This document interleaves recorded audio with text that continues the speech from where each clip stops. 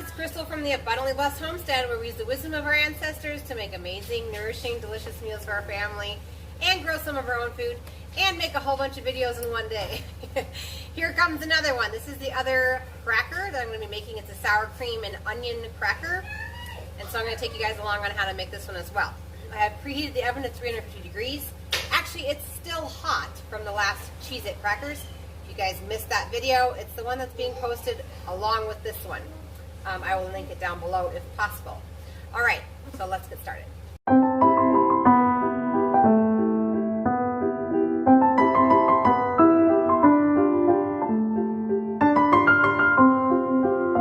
Okay, so once again, in my food processor, I'm going to do this whole process. You guys sure could use a blender as well. So into the food processor, I have put a half of a cup of butter. I'm going to add 2 cups of sprouted whole wheat flour. If you don't know how to do this, I do have a video on it. I can link it down below if I remember. To be honest, it's a little crazy right now getting ready to leave. So this is a half cup measurement. I am doing 2 cups of sprouted whole wheat flour. And this is actually hard white wheat that has been sprouted. One thing that I did learn the hard way was that soft white wheat is really hard to sprout.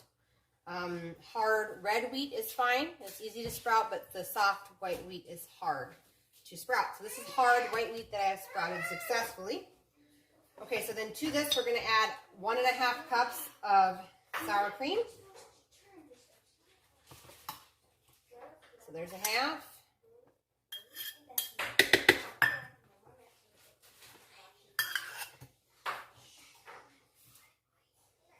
That'll do 1 cup. Need another half. Okay, so 1.5 cups of sour cream. We need 1 teaspoon of garlic powder. We need 1 teaspoon of healthy salt, so your choice of pink Himalayan salt, Celtic sea salt, real salt. It needs to be salt that has color. That's what makes it healthy. Okay, and then the last ingredient before we turn on our food processor is 3 tablespoons of dried chives. These are the tops to our walking onions. So pretty much the same thing. So 3 tablespoons of those. And we're going to put our lid on and we're going to process this.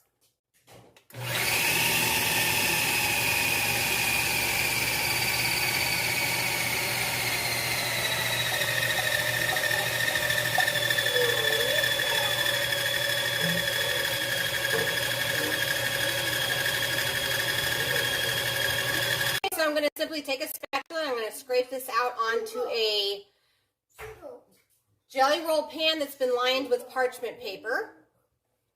Okay, so once again, as with the Cheez-It crackers, putting a piece of parchment paper on top and rolling these out as thin as possible is definitely the way to go. Do not try to use a rolling pin directly on this dough. It will stick, okay?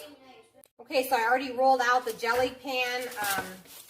I actually divided the dough. I took about 1/3 of the dough off because I wanted to remember to roll this out thinly this time as opposed to last time when I forgot about rolling it out thin and we had super thick crackers.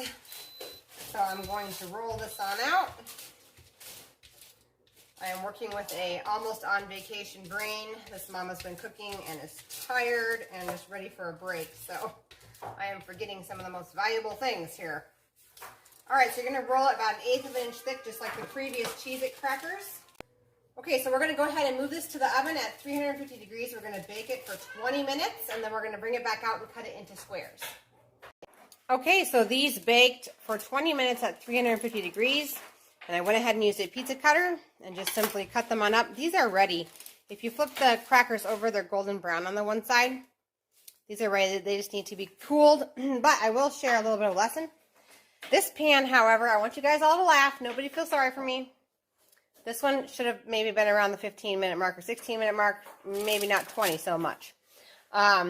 Just because you roll them out in the same manner does not mean you're not going to have a thin spot that's going to burn quicker. And when you're busy packing for a vacation, bad stuff happens. It's okay. Some of it is still edible. The rest we will give to the chickens and we'll turn them into eggs. Not a big deal. So anyway, if you guys like this video, please give it a thumbs up. If you haven't subscribed, hey, click that subscribe button. I'll see you guys in the next video.